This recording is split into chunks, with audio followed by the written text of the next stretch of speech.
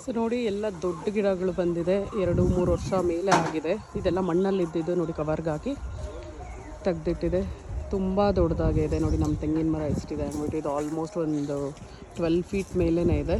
So ಅಷ್ಟು ದೊಡ್ಡ ಗಿಡಗಳು ಕೂಡ ಅವೈಲೇಬಲ್ ಇದೆ. ಇದು ಬಂದು ಡಾರ್ಫ್ ವೆರೈಟಿ, ಇದು ಬಂದು ತಿಪ್ಟೋಟಾಲ್ ನೋಡಿ. ಇವರೆಲ್ಲ 6 ಫೀಟ್ ಇರೋರು ಇವರು.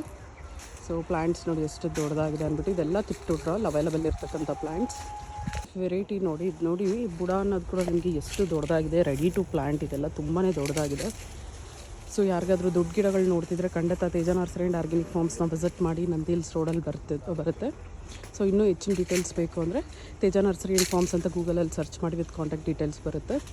ಸೊ ಇದೆಲ್ಲ ಮೋರ್ ದೆನ್ 200 ಪ್ಲ್ಯಾಂಟ್ಸೇ ಅವೈಲೇಬಲ್ ಇದೆ ನಿಮಗೆ.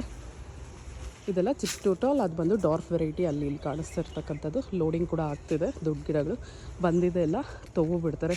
ಯಾರಿಗಾದರೂ ನೆಕ್ಸ್ಟ್ ಇಯರೇ ಕಾಯಬೇಕು ಅಂದ್ ರೆಡಿ ಇರೋಂಥ ಪ್ಲ್ಯಾಂಟ್ಸ್ ಬೇಕು ಅಂತ ಇದ್ದರೆ ಖಂಡಿತ ತೇಜ ನರ್ಸರಿ ಆ್ಯಂಡ್ ಫಾರ್ಮ್ಸ್ನ ವಿಸಿಟ್ ಮಾಡಿ. Thank you, bye.